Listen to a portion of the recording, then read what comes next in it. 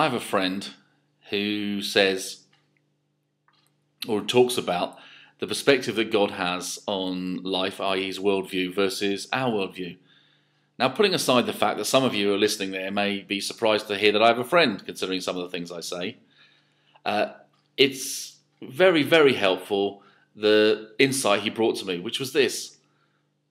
Most of us as believers have a view of the world that categorizes people and things into right and wrong. Whereas actually God's worldview is about life and death. And he uses, so I'm going to use, the illustration of the woman caught in adultery.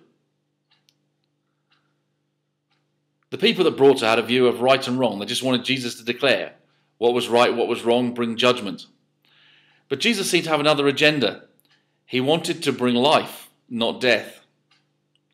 So as you know, he said, he was without sin, cast the first stone. And they all went away. And then he says to the woman, I don't condemn you either. Now go and leave your life of sin. And this is what it means actually to have a view, a worldview of life and death. We're not condoning sin or saying it's okay to sin. It's just this.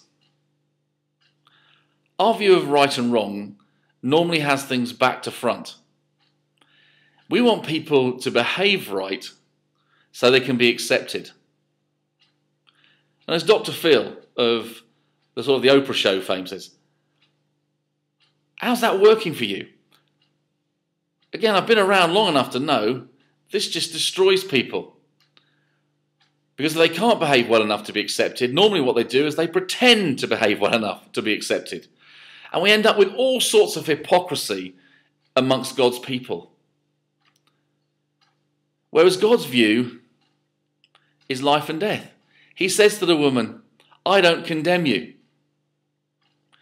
In other words, acceptance has been unconditional. And as a result of that unconditional acceptance and unconditional love, now go and leave your life of sin.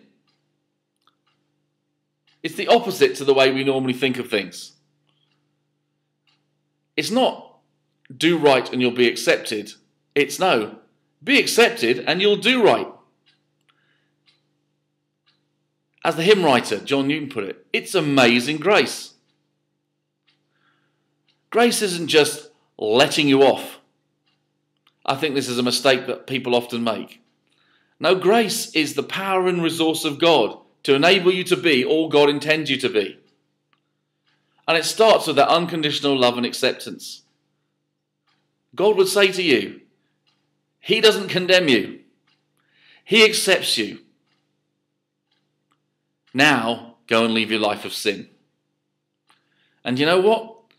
If you understand your sonship, your daughtership, if that's even a word, your acceptance with Father, Son and Holy Spirit,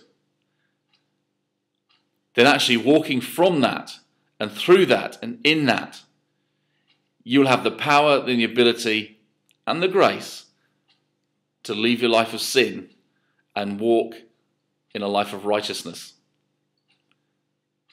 But not just a life of righteousness, a life of love, unspeakable joy and hope. That can't be bad, can it?